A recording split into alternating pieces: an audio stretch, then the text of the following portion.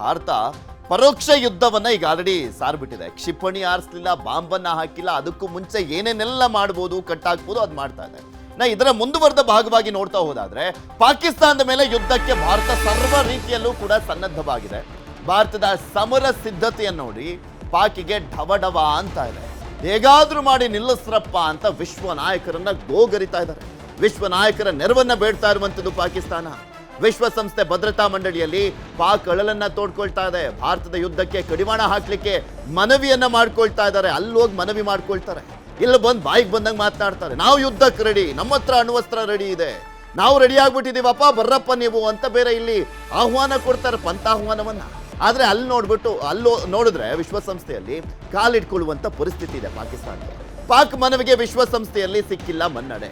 ಭಾರತದ್ದು ಶಾಂತಿಯುತ ಕಾನೂನಾತ್ಮಕ ನಿರ್ಧಾರ ಇದು. UNSC ಸಭೆಯಲ್ಲಿ ಪ್ರಬಲ ವಾದವನ್ನ ಮಂಡಿಸಿರುವಂತದ್ದು ಭಾರತ. 15 ದೇಶಗಳ ಪೈಕಿ ಭಾರತದ ಪರವಾಗಿ 13 ದೇಶಗಳು ಬೆಂಬಲವಾಗಿ ನಿಂತ್ಕೊಂಡಿದ್ದಾವೆ.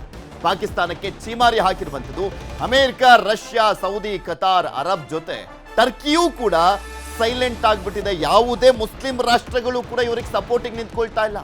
ಚೀನಾವನ್ನ ಹೊರತುಪಡಿಸಿ ಎಲ್ಲ ಮುಸ್ಲಿಂ ರಾಷ್ಟ್ರಗಳು ಕೂಡ ಭಾರತದ ಜೊತೆ ಚೆನ್ನಾಗಿದ್ದಾವೆ. ಬಿಕಾಸ್ ರಾಜತಾಂತ್ರಿಕವಾಗಿ ವ್ಯಾಪಾರದ ದೃಷ್ಟಿಯಿಂದಲೂ ಕೂಡ ಭಾರತ ಅವರಿಗೆ ಒಂದು ಪ್ರಮುಖವಾದಂಥ ದೇಶ ಆಗಿರುವಂಥ ಹಿನ್ನೆಲೆಯಲ್ಲಿ ಪಾಕಿಸ್ತಾನಕ್ಕೆ ಸಪೋರ್ಟ್ ಮಾಡಿದ್ರೆ ಏನು ಆಗಬೇಕಾಗಿಲ್ಲ. ಈ ಹಿಂದೆ ಎಲ್ಲ ಮುಸ್ಲಿಂ ದೇಶಗಳು ಪಾಕಿಸ್ತಾನದ ಪರವಾಗಿ ನಿಂತ್ಕೊಳ್ತಾ ಇದ್ವು. ಬಿಕಾಸ್ ನಮ್ಮ ದೇಶ ಅಲ್ವಾ, ಮತ್ತೊಂದು ಮುಸ್ಲಿಂ ದೇಶ ಅಲ್ವಾ ಅಂತ ಜೊತೆಲಿ ನಿಂತ್ಕೊಳ್ತಾ ಇದ್ರು. ಆದರೆ ಈ ರೀತಿಯ ಈಗ ಅದನ್ನ ನೋಡ್ತಾ ಇಲ್ಲ, ಲೆಕ್ಕ ಹಾಕೊಳ್ತಾ ಇಲ್ಲ. ಬಿಕಾಸ್ ಅವರ ದೇಶ ಮುಂದುವರಿಯುವಂಥದ್ದು ಅವರಿಗೆ ಇಂಪಾರ್ಟೆಂಟ್ ಆಗಿರುವಂಥ ಕಾರಣಕ್ಕೋಸ್ಕರ ಪಾಕಿಸ್ತಾನದ ಪರವಾಗಿ ಅವ್ರು ಯಾರು ಕೂಡ ನಿಂತ್ಕೊಳ್ತಾ ಇಲ್ಲ, ಸೈಲೆಂಟ್ ಆಗಿದ್ದಾರೆ. ಚೀನಾ ಮಾತ್ರ ಪಾಕಿಸ್ತಾನದ ಪರವಾಗಿ ನಿಂತ್ಕೊಂಡಿದೆ. ಇದ್ರ ಬಗ್ಗೆನೂ ಕೂಡ ಇನ್ನಷ್ಟು ಮಾಹಿತಿಯನ್ನ ಪಡ್ಕೊಳ್ತಾ ಹೋಗೋಣ. ನಮ್ಮ ನ್ಯೂಸ್ ಎಡಿಟರ್ ಆಗಿರುವಂತ ಗುಡಿ ನಮ್ಮ ಜೊತೆ ನೇರ ಸಂಪರ್ಕದಲ್ಲಿ ಇದ್ದಾರೆ.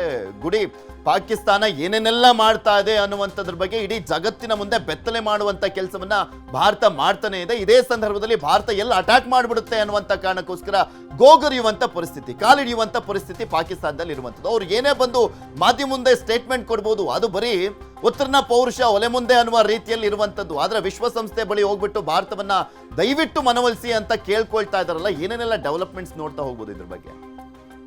ನೋಡಿ, ನಿನ್ನೆ ಒಂದು ಮೂಡಿ ಒಂದು ರಿಪೋರ್ಟ್ ಅನ್ನ ರಿಲೀಸ್ ಮಾಡಿದೆ ಪೃಥ್ವಿ. ಏನಂದ್ರೆ ಮೂಡಿ ಅಂದ್ರೆ ಅಂತಾರಾಷ್ಟ್ರೀಯ ಮಟ್ಟದಲ್ಲಿ ಆಯಾ ದೇಶಗಳ ಆರ್ಥಿಕ ಸ್ಥಿತಿಗತಿ ಬಗ್ಗೆ ಒಂದು ರಿಪೋರ್ಟ್ ಅನ್ನ ರಿಲೀಸ್ ಮಾಡ್ತಾ ಇರುತ್ತೆ. ಆ ರೀತಿಯಾಗಿ ಪಾಕಿಸ್ತಾನಕ್ಕೆ ನಿನ್ನೆ ಒಂದು ಕಟುವಾದಂತ ಎಚ್ಚರಿಕೆಯನ್ನ ಕೊಟ್ಟಿದೆ. ನಿಮ್ಮ ಬಳಿಯಲ್ಲಿ ಹಣ ಇಲ್ಲ, ಫಾರಿನ್ ರಿಸರ್ವ್ ಇಲ್ಲ, ನೀವು ಹೊರಗಡೆ ಡೆಪ್ಟ್ ಅನ್ನ ಅಂದ್ರೆ ಸಾಲವನ್ನ ಏನ್ ತೆಗೆದುಕೊಂಡಿದ್ದೀರಿ ಅದನ್ನ ಪೂರೈಕೆ ಮಾಡೋದಕ್ಕೆ ಕೂಡ ನಿಮ್ಮ ಹತ್ರ ಹಣ ಇಲ್ಲ, ನೀವು ಈ ಯುದ್ಧವನ್ನ ಮಾಡ್ಕೊಳ್ಬೇಡಿ, ಕಾನ್ಫ್ಲಿಕ್ಟ್ ಅನ್ನ ಮಾಡಬೇಡಿ ಅಂತ ಕಟು ಎಚ್ಚರಿಕೆಯನ್ನ ಕೊಟ್ಟಿದೆ. ಒಂದು ವೇಳೆ ಯುದ್ಧ ಆದ್ರೆ ಸಂಪೂರ್ಣವಾಗಿ ನಿಮ್ಮ ಆರ್ಥಿಕತೆ ಕುಸಿದು ಹೋಗ್ಬಿಡುತ್ತೆ ಅಂತ ಹೇಳಿ.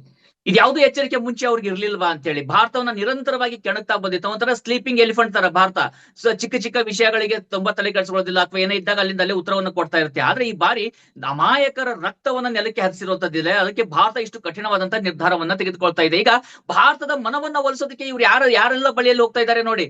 ರಷ್ಯಾದ ಬಳಿಯಲ್ಲಿ ಹೋಗ್ತಾ ಇದ್ದಾರೆ. ಆ ರಷ್ಯಾ USSR ಏನಿತ್ತು ಅದು ಡಿವೈಡ್ ಆಗಿ ಅಷ್ಟು 21 ರಾಷ್ಟ್ರಗಳಾಗಿ ಹೊರಹೊಮ್ಮೋದಕ್ಕೆ ಪ್ರಮುಖವಾದಂತಹ ಕಾರಣ ಇದೇ ಪಾಕಿಸ್ತಾನ. ತಾಲಿಬಾನಿಗಳನ್ನ ಬಳಸಿಕೊಂಡು ಅಫ್ಘಾನಿಸ್ತಾನದಲ್ಲಿ ರಷ್ಯನರನ್ನ ಟಾರ್ಗೆಟ್ ಮಾಡಿರುತ್ತೆ. ಯಾವ ಮುಖವನ್ನ ಇಟ್ಕೊಂಡು ಹೋಗ್ತಾರೆ ಇವರು ರಷ್ಯಾದ ಹತ್ರ?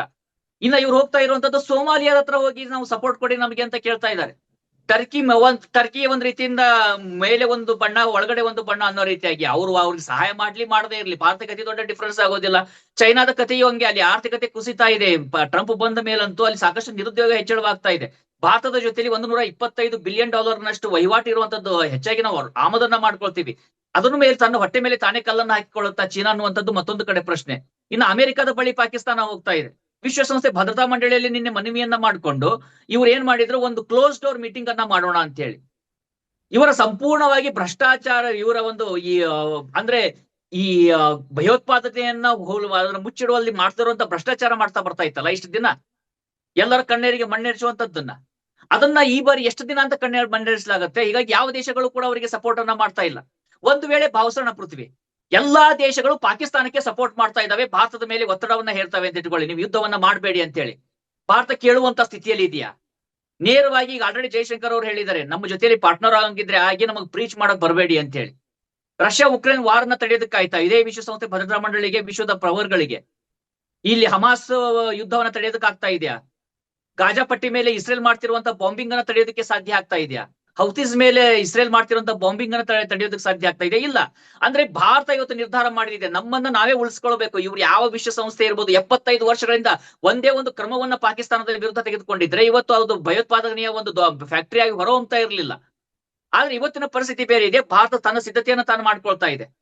ಇದೇ ಕಾರಣದಿಂದಾಗಿ ಪಾಕಿಸ್ತಾನಕ್ಕೆ ತಡೆಯೋದಕ್ಕಾಗ್ತಿಲ್ಲ. ಇಂಥ ಭಾರತವನ್ನ ಪಾಕಿಸ್ತಾನ ನೋಡಿರಲಿಲ್ಲ. ನಾವು ಕಾರ್ಗಿಲ್ ಅಲ್ಲಿ ಪಾಕಿಸ್ತಾನವೇ ಶಿಮ್ಲಾ ಅಗ್ರಿಮೆಂಟ್ ಅನ್ನ ಮುರಿದು ನಮ್ಮ ಕಾರ್ಗಿಲ್ ಅನ್ನ ವಶಪಡಿಸಿಕೊಂಡು ಕುತ್ಕೊಂಡಂತ ಸಂದರ್ಭದಲ್ಲೂ ಕೂಡ ಅವತ್ತು ಅಟಲ್ ಬಿಹಾರಿ ವಾಜಪೇಯಿ ಅವರು LOC ಯನ್ನು ದಾಟ್ ಹೋಗೋದಿಲ್ಲ.